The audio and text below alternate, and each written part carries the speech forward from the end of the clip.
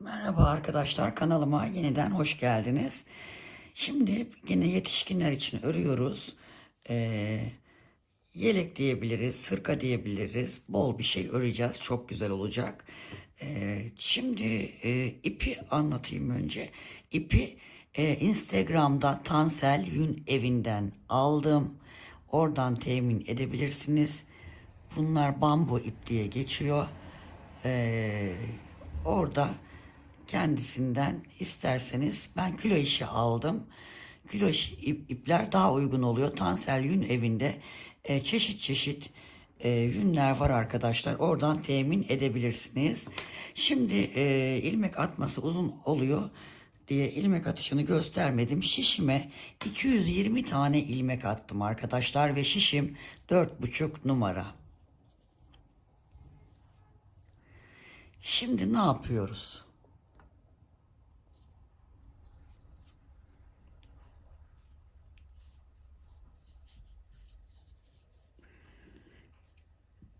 Şimdi 20 tane ilmeğimizi haroşa olarak öreceğiz. 1, 2, 3, 4, 5, 6, 7, 8, 9, 10,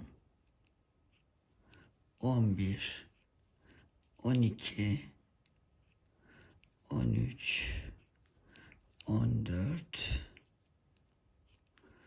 15, 16, 17, 18, 19, 20.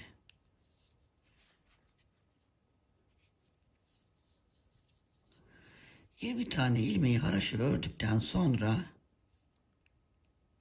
2 düz, 2 ters.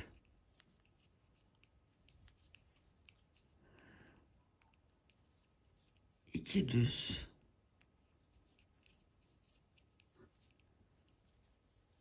2 ters şeklinde ilmeklerimizi sondan 20 tane ilmek kalana kadar örüyoruz. Şimdi 220 ilmek çok olduğu için ben arka planda öreyim. Birlikte devam edelim. Son 20 ilmek kalana kadar 2 ters 2 düz ördükten sonra son 20 ilmeği haraşo örgü olarak örüyoruz.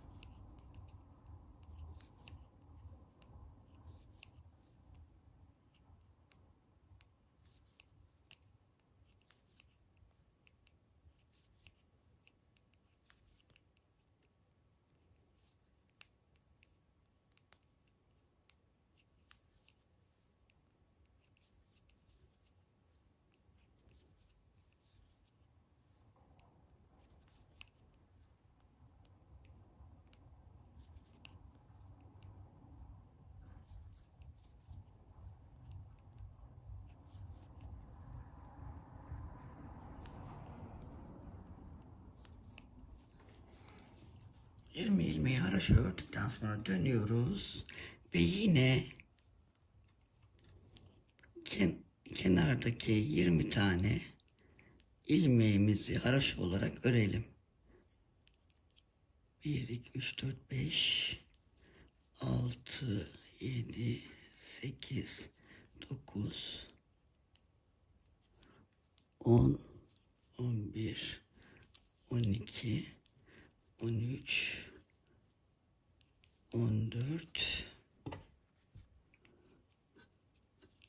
15, 16, 17, 18, 19, 20. 20 tane ilmeği haraşo ördükten sonra tekrar 2 düz, 2 ters lastik örgümüzü yapalım arkadaşlar. Ve sıra sonundaki gene 20 tane Haroşa ilmeği haroşa olarak örelim.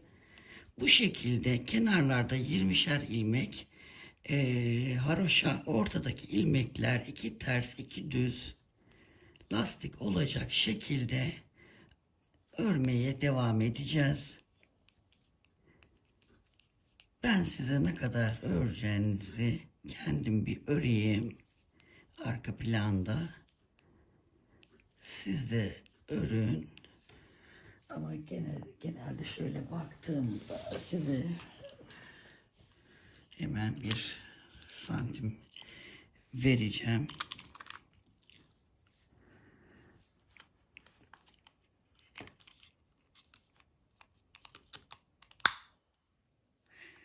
Sekiz santim bir örelim arkadaşlar. 8 santimi bir örelim, bir tamamlayalım. Sonra birlikte tekrar devam edeceğiz. Evet arkadaşlar, 8 santim ördük.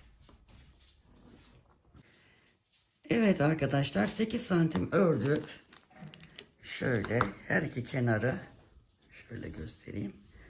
Her iki kenarını haroşa örgüyle ördük. Ortadaki ilmeklerimizi 2 ters 2 düz olarak ördük. Şimdi bu sırada modelimizi artık kurmaya başlayacağız. Modelimizi kurmamız için de bu kenarlardaki haroşalarımız örgümüz boyunca devam edecek arkadaşlar.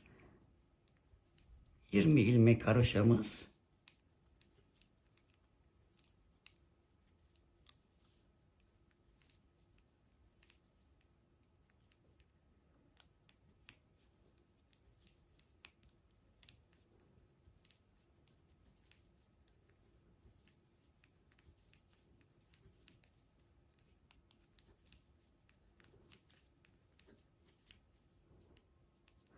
ilmek haroşamızı ördükten sonra artık bu sırada bütün ilmeklerimizi düz öreceğiz.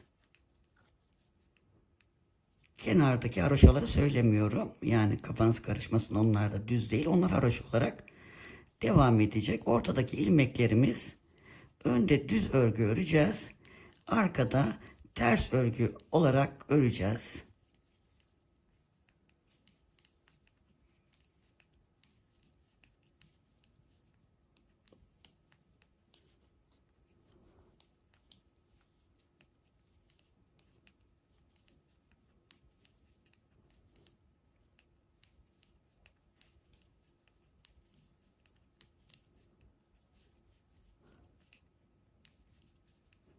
Önde düz, arkada ters örelim. Tekrar sıra başında modelimizi kuralım arkadaşlar.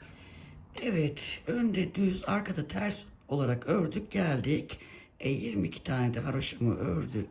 20 tane de haroşayı ördüm, geldim. Şimdi arkadaşlar, burada 1 2 3 tane düz örüyorum. Bir tane doluyorum. Bir ilmeği örmeden alıyorum. Şu ilmeklerimin yönünü değiştiriyorum. Benim böyle olmadığı için, sizin eğer böyleyse değiştirmenize gerek yok. İkisini bir alıp örüyorum. Ördüklerimin üzerinden atıyorum. Bir tane daha doluyorum. Yine 1 2 3 tane düz örüyorum. Tekrar doluyorum. Bu ilmeği örmeden alıyorum. Bu ikisinin yönünü değiştiriyorum. İkisini buradan bu şekilde önden doğru alıyorum. Örüyorum. İlk örmeden aldığım ilmeği bu ilmeğin üzerinden geçiriyorum. Ve tekrar doluyorum. Yine 1 2 3 tane düz örüyorum. Bir doluyorum. Bunu örmeden alıyorum. Bu iki ilmeğin yönünü değiştiriyorum. Buradan önden batıyorum. İkisine bir örüyorum. Örmediğim ilmeği ördüğüm üzerinden geçiriyorum, doluyorum. Yine 1 2 ve 3 doluyorum. İlk ilmeği örmeden alıyorum. Bu iki ilmeğin yönünü değiştiriyorum. Bu şekilde önden alıyorum ve ilk ördüğümün üzerinden geçiriyorum. Sıra sonuna kadar yapalım. Sıra sonunda tekrar birlikte devam edelim. Evet arkadaşlar, sona doğru geldik. 3 düzümüzü ördük, bir doladık. Bir ilmeğimizi aldık. 2 ilmeğimizin yerini değiştirdik. İkisini bir ördük. Örmediğimizi üstünden geçirdik. Bir doladık. Şimdi kenardaki haroşalarımızı örüyoruz.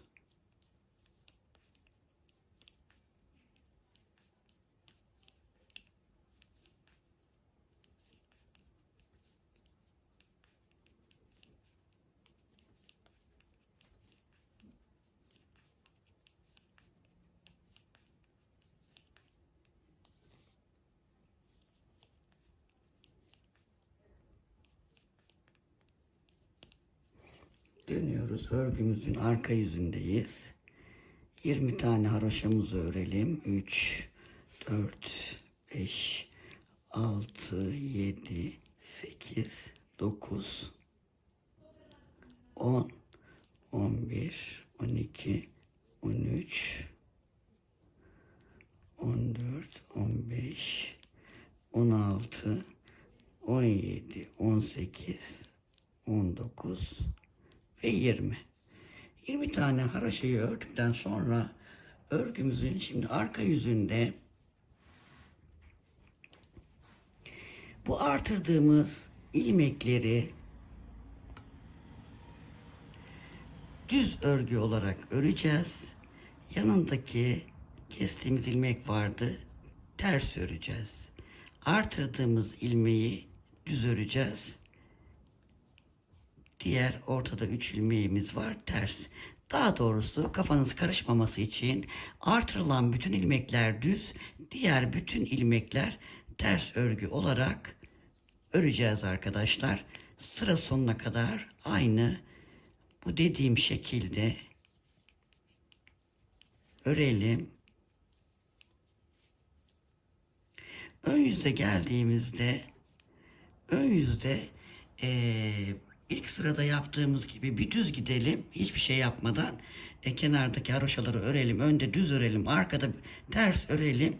Bu sırayı tamamladıktan sonra tekrar sıra başına gelip örneğimizi kaydırarak tekrar kuralım. Evet arkadaşlar, bakın örneğimiz çıktı. Zaten örneğimiz bundan ibaret olacak. Sadece kaydırma yapacağız. Şimdi burada ne yaptık? Bir düz gittik. Bir ters geldik. Sonrasında 3 ördük. Kestik. Yanlarından artırma yaptık. Şimdi aynısını burada tekrar yapacağız. Nasıl yapacağız? 3 düzü buraya yapacağız. Şurada ördüğümüz 3 düzü keseceğiz. Aynı işlemleri kaydırarak yapmış olacağız. Şimdi burada 20 tane haroşayı ördükten sonra dolayacağız. Bir ilmeği örmeden alacağız. 2 ilmeğin yerlerini değiştirip ikisini bir öreceğiz. Ve bu ördüğümüzün üzerinden atacağız. Tekrar dolayacağız. Bakın burada bir alt sırada 3 kestiğimiz yere geldik. Burayı da düz öreceğiz. 1, 2, 3 düz öreceğiz. Şimdi bir dolayacağız. Bir ilmeği örmeden alacağız. 2 ilmeğin yönünü değiştirelim. Ve ikisini bir örüp örmediğimizi üstünden atalım. Bir dolayalım. Şimdi 1, 2, 3 düz örelim. Yine dolayalım. Bir örmeyelim. İlmeklerin yönünü değiştirelim. İkisini bir örelim. Örmediğimizi üstünden atıp dolayalım. ve 3 tane düz örelim.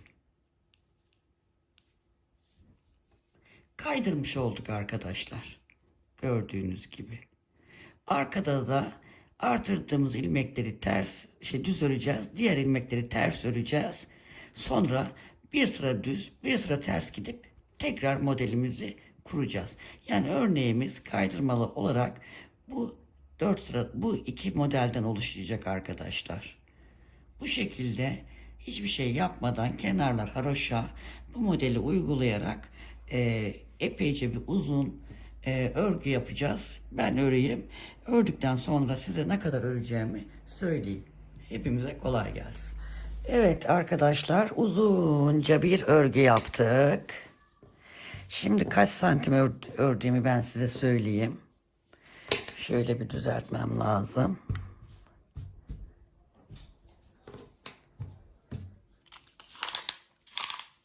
Lastikten itibaren ölçüyorum. Lastiğin başlangıç yerinden. Tam 70 santim arkadaşlar. 70 santim ördüm. Şimdi artık bu etek ucunda yaptığımız lastik çalışmasını yapacağız. O da aynı altta yaptığımız gibi. Bu kenarlar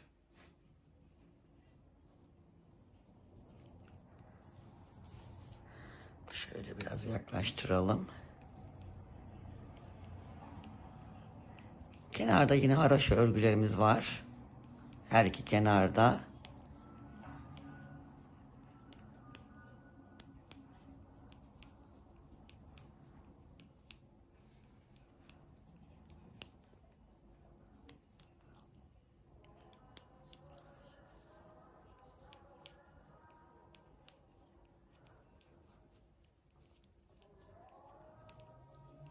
Sonrasında aynı bu aşağıda olduğu gibi iki düz, iki ters lastik yapmaya başlayacağız arkadaşlar. Bir, iki düz, iki ters, iki düz, iki ters şeklinde diğer sondaki haroşaya kadar öreceğiz. Haroşaları yine haroşa öreceğiz. Arkada da önde de iki ters, iki düz lastik yaparak sevgili arkadaşlarım, buradaki lastik boyuna geldiği zaman da kesim işlemi yapacağız. Kesimi ben size tekrar küçük bir kısmını göstereceğim. Evet arkadaşlar, lastiğimizi de ördük. Şimdi kesim yapacağız. Şurada bir ilmeğim kaçmış. Hemen onu tuttum. Kesimleri göstereyim. Haroşa örerek keseceğiz arkadaşlar. Haroşaları haroşa olarak örerek kesiyorum.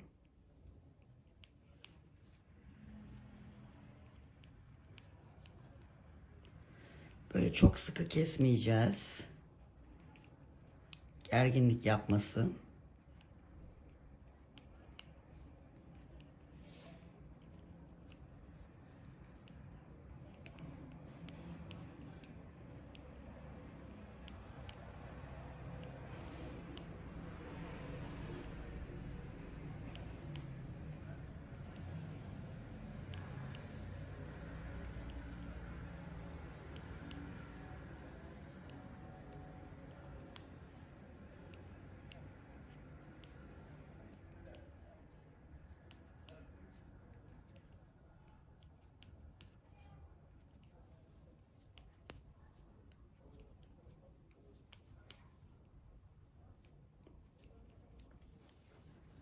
Evet, şimdi lastik ördüğümüz yere geldik. Burayı da düzleri düz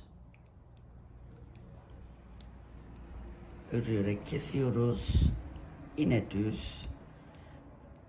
düz örerek kesiyoruz. İpi kendimizden tarafa alıyoruz. Tersi ters örüp kesiyoruz.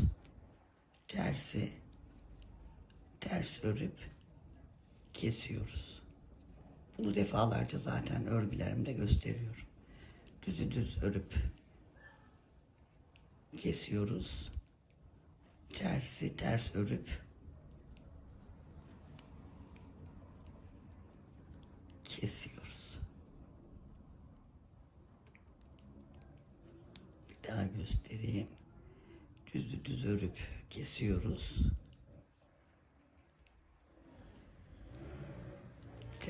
ters örüp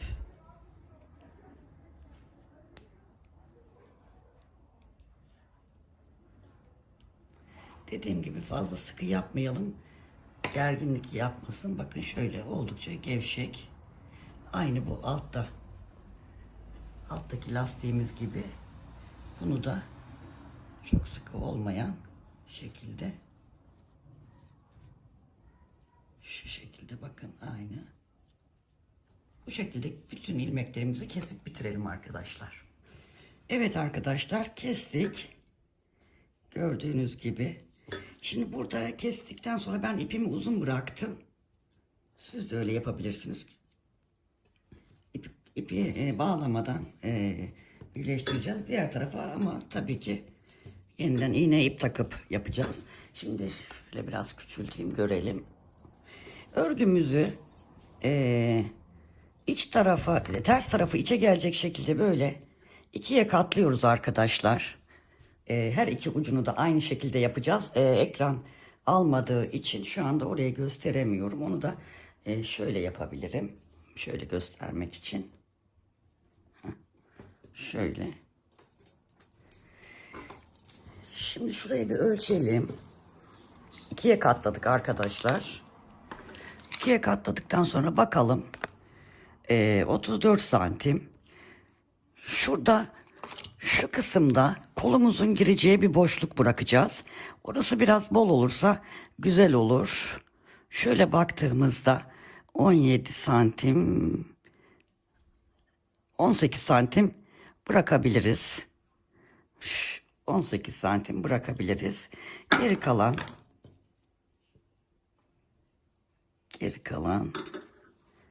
16 veya işte 17 santim civarını dikeceğiz. Oraya şöyle hemen bir iğne takabiliriz.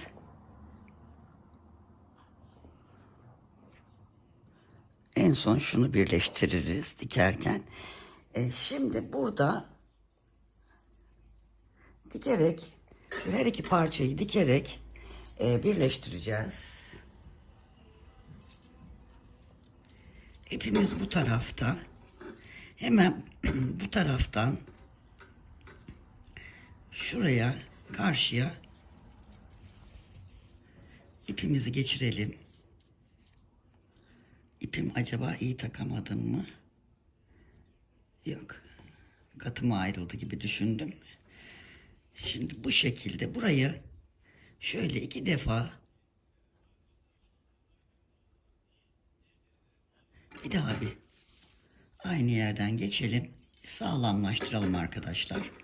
Sonrasında haraşo örgülerde hep yaptığımız gibi şu tomurcuklardan bir buradan gözüküyor mu? Bir buradan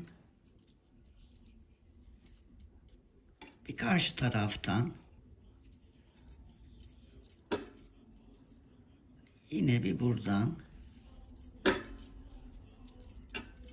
bir karşı taraftan şu tomurcuklardan görüyorsunuz değil mi arkadaşlar?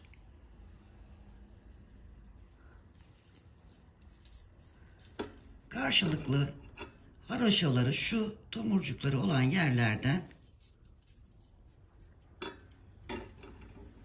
dikerek bakalım kontrol yapalım.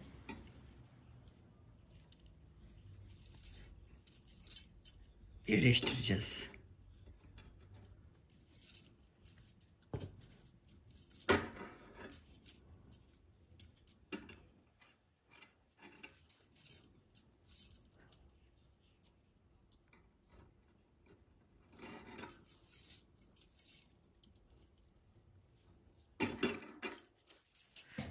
Bileziklerim de şıngırdı, kusura bakmayın.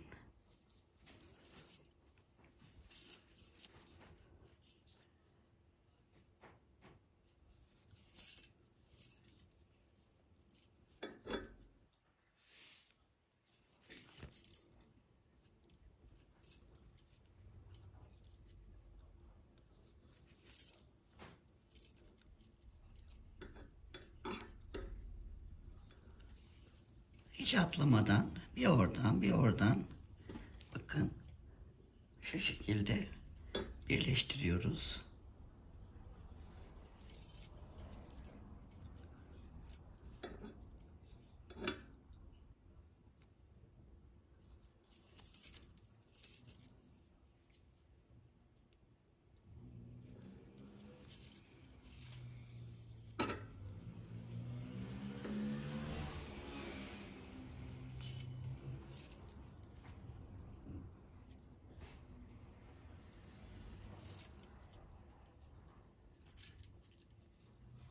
Bu şekilde arkadaşlar bu işaretlediğimiz iğneye kadar dikelim santim olarak. Söylemiştim zaten. Haroşoları sayarsak haroşo olarak 1, 2, 3, 4, 5, 6, 7, 8, 9, 10, 11, 12, 13, 14, 15, 16, 17, 18, 19, 20, 21, 22, 23. haroşoya kadar dikeceğiz. Aynı gösterdiğim şekilde. Diğer tarafı da aynı şekilde dikelim. Tekrar birlikte devam edelim. Evet arkadaşlar, iki tarafı da diktik. Şöyle göstereyim. Şöyle. Üste duruşu çok güzel. Ben şimdi diker dikmez hemen giydim kendim. Harika bir duruşu var. Böyle özel gecelerde, özel akşamlarda, işe giderken falan çok güzel bir hırka tarzı mı desem, yelek tarzı mı desem güzel bir çalışma yaptık. Bu hani kaç bedene uygun derseniz mesela ben 42 giyiyorum. Bana oldu ama mesela benden çok mesela 44 46 bir salaş model yani standart model gibi bir şey diyebilirim ben bunu size arkadaşlar. Oldukça güzel bir çalışma oldu. Şöyle daha küçülmüyor bu kadar ekran. Yapacak arkadaşlara şimdiden kolay gelsin diyorum. Ben zaten Instagram sayfamda üzerime giyilmiş şekilde resimlerimi de koyacağım. Merak edenler oradan da bakabilir arkadaşlar. Yapacak arkadaşlara şimdiden kolay gelsin diyorum. Bir sonraki videoda görüşmek üzere. Sevgiyle kalın, hoşça kalın arkadaşlar.